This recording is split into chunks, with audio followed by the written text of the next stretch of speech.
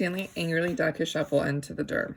He was angry at everyone. Mr. Pinansky, the warden, Zigzag, X-ray, his no good, dirty, rotten, pig-stealing great-great-grandfather. But most importantly, he was angry at himself.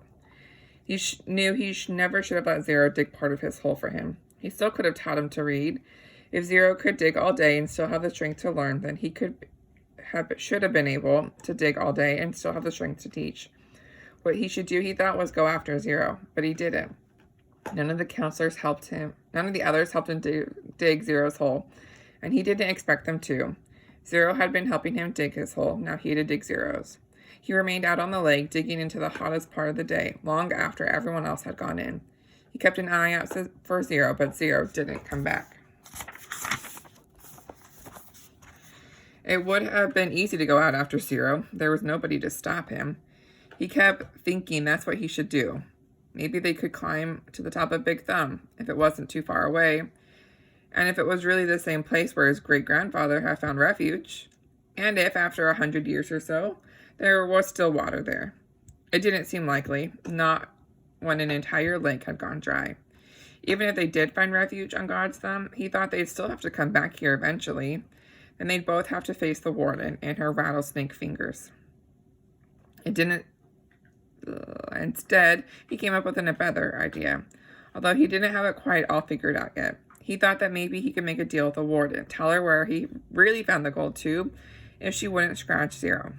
He wasn't sure how he'd make this deal without getting himself in deeper trouble. She might just say, tell me where you found it or I'll scratch you too. Plus, it would mean X-ray would get in trouble too. She'd probably scratch him up as well. X-ray would be out to get him for the next 16 months. He dug his shovel into the dirt. By the next morning, Zero still hadn't returned. Stanley saw one of the counselors sitting guard by the water spigot outside the shower wall. Mr. Pinansky had 2 black eyes and a bandage over his nose. I always knew he was stupid, Stanley heard him say. Stanley was required to dig only one hole the next day. As he dug, he kept a constant watch out for Zero, but never saw him. Once again, he was considering going out on the lake to look for him, but he began to realize it was probably already too late. His only hope was that Zero had found God's Thumb on his own. It wasn't impossible. His great-grandfather had found it. For some reason, his great-grandfather had felt the urge to climb to the top of that mountain. Maybe Zero would have that same urge. If it was the same mountain. If water was still there. He tried to convince himself it wasn't impossible. There had been a storm just a few days ago. Maybe Big Thumb was some kind of natural water tower that caught all the store and stored the rain. It wasn't impossible. He returned to his tent to find the warden, Mr. Sir and Mr. Pinansky, all waiting for him. Have you seen Zero? The warden asked. No. No sign of him at all. No. Do you have any idea where he went? No. You know you're not doing him any favors if you're lying, said Mr. Sir. He can't survive out there for more than a day or two. I don't know where he is. All three stared at Stanley as if they were trying to figure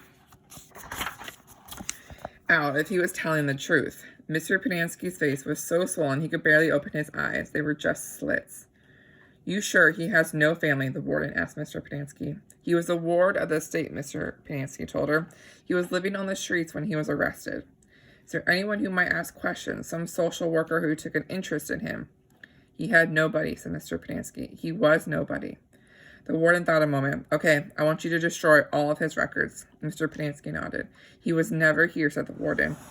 Mr. Sir nodded.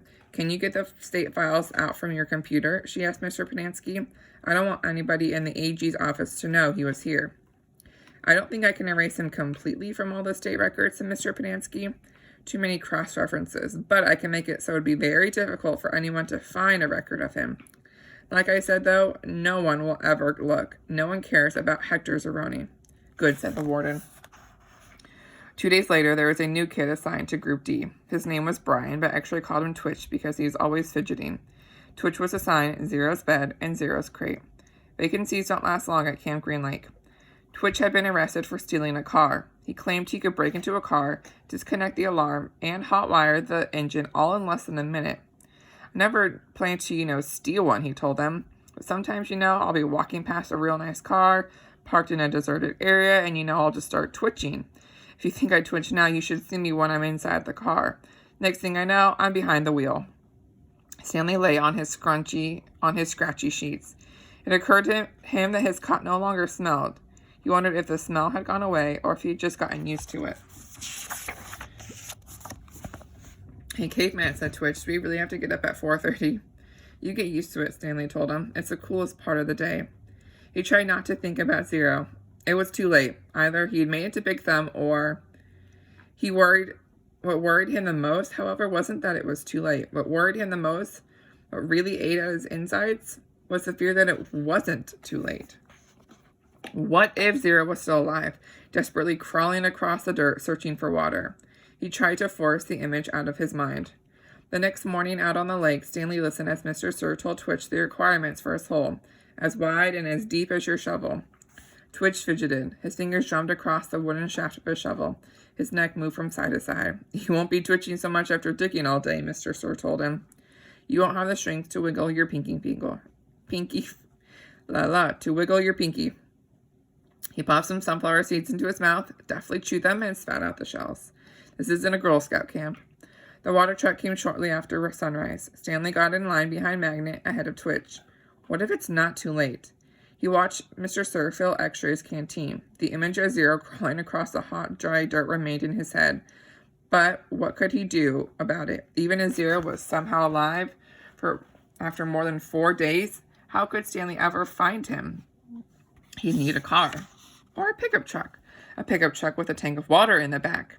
Stanley wondered if Mr. Sir had left the keys in the ignition. He slowly backed out from the line and circled over to the side of the truck. He looked through the window. The keys were there, dangling in the ignition. Stanley felt his fingers start to twitch. He took a deep breath to steady himself and tried to think clearly. He had never driven before. How hard could it be?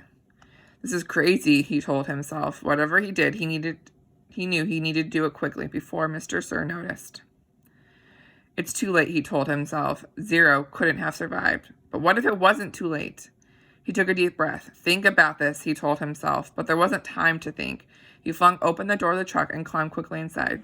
Hey, shouted Mr. Sir. He turned the key and stepped on the gas pedal. The engine revved. The truck didn't move. He pressed the pedal to the floor. The engine roared, but the truck was motionless. Mr. Sir came running around the side of the truck. The door was still open. Put it in gear, shouted Twitch.